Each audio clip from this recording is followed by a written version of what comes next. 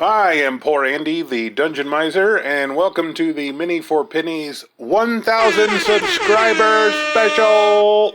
I am so happy that you are all enjoying the show, and what better way to celebrate this milestone on the way to 100 million subscribers than with two classic and iconic monsters from D&D. I am talking about slimes. Slimes go all the way back to the early days of role-playing games. In fact, the green slime and the Gelatinous Cube both appeared in the original 1974 white box Dungeons & Dragons set, so if you're looking for old school monsters, you have to have some of these in your collection. You can, of course, buy slime miniatures. They come in both the translucent and opaque varieties, and in many styles, but if you want to properly field dozens of slimes for an infested death cavern, or send a cube or two down your tunnels, the prices are just too high. There are many good tutorials on how to make pretty slimes and cubes from resin, but that can get a little spendy when you start adding in the cost for chemicals. So instead of that, I'm going to show you how to get high quality plastic slimes and gelatinous cube miniatures for a tiny fraction of the price without using any resin or silicone. Instead of resin, I'm going to be using common and plentiful acrylic beads. The shape of the beads does not matter. As you can see, I have a nice variety of shapes and even some acrylic gemstones made for scatter or for vases. It also doesn't matter if the beads are clear or opaque. As long as they are made from acrylic plastic, you're fine. Slimes are the easiest to make, so let's craft a few of those first. For small slimes, you can use just a single bead of whatever size you want. For larger slimes, you can use larger beads or group the smaller beads together. You can also mix colors if you don't want your slimes to be monochrome. Place these on a cookie sheet lined with parchment paper or aluminum foil. Now set your oven to 420 degrees Fahrenheit and let it get nice and hot. This does get a little smelly, so if you can go outside with a toaster oven or put it on a barbecue, it is better. But otherwise, just run a few fans and open a window and you probably won't die maybe. Place your sheet of beads in the oven and set a timer for 6 minutes. The beads will gradually melt down into a bubbly pool, and the beads that are touching will fuse together. If you check your beads after the timer goes off and they aren't quite melted, give it another minute or two and check again. The longer you let them melt, the less lumpy they will be and the smoother the final product will be, but they'll always be full of air bubbles no matter what you do. When you're satisfied with the results, pull out the pan and let them cool. If you decide later you want them to be less lumpy and more smooth, you can always put them back in and let them melt some more. You can also combine slimes even after the first round of melting. I put this melted darker blue bead on top of this melted multicolor slime to make a sort of nucleus like a big macrobacteria. I also used some opaque green pony beads on this clear slime and got the same result.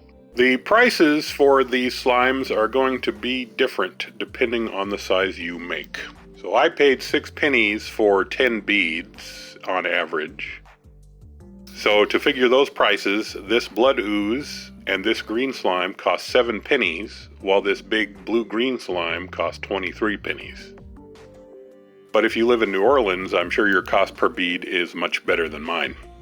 So now let's make that gelatinous cube. The great thing about this melty acrylic is that it will flow easily into molds. So I'm going to make a simple mold based on a 2-inch cube. There are basically 2 ways you can do this. One is to make 5 2-inch square molds, and the other is to make a single cross-shaped mold. I chose the cross so that my cube would have a solid top, but if you want to build yours out of panels, go right ahead. After all, you are the Gary Gygax of your miniature hacks.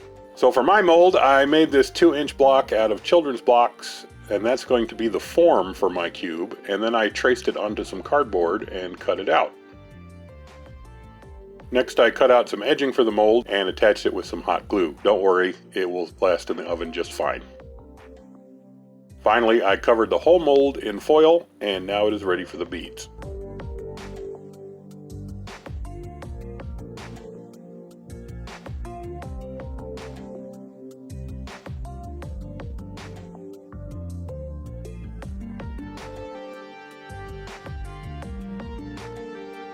Set your oven to 425 degrees Fahrenheit again, and put your mold on the tray, and then put that in the hot oven. If you want your cube to be a little lumpy, just melt it enough to get the beads stuck together. If you want your cube to be smooth, let it go longer.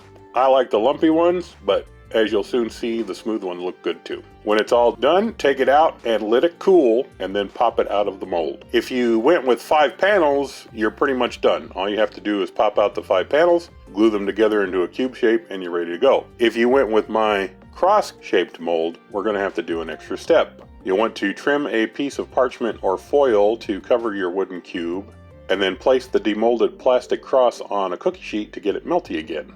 When it is soft again, flip it over onto your wooden cube, and using your oven mitt, gently mash the cube sides around the block until it is the cube shape, and let it cool.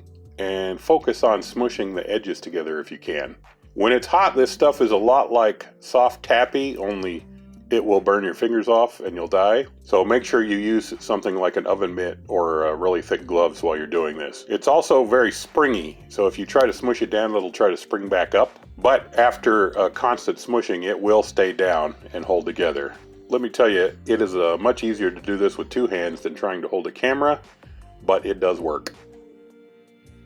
And that's it. Once it's cool, simply take your cube off the wooden block, and there's your new gelatinous cube. I actually prefer the lumpy texture of this clear cube to the smoother green cube. However, during production of the models, one of my curious children managed to completely crack the plastic on the green one by being too rough with it. To fix it, I simply placed it back on the wooden block and cooked it in the oven for a few minutes.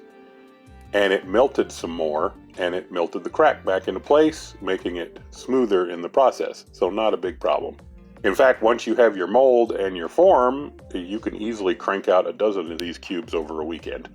Of course, my gelatinous cube is not complete without a dissolving adventure in the middle, so I painted up a cheap novelty skeleton to place inside. Price for the cube is very good. It is still just 6 pennies for 10 beads, and both versions used about 250 beads in my mold. So $1.50 for a hollow 2-inch gelatinous cube. I hope this episode inspired you to crank out your own slimes and cubes. Thanks again for joining me on this 1,000 subscriber celebration. And if you're already a subscriber, thank you so much for being part of this milestone episode. And if you're not a subscriber, you simply hit that subscribe button and enjoy more ways to save money on your miniature collection. And don't forget, you can also support me by buying me a coffee at the link below, like all these broke jokes. Thanks again for watching, and I'll see you next time as we head for 2,000 on Minis for Pennies.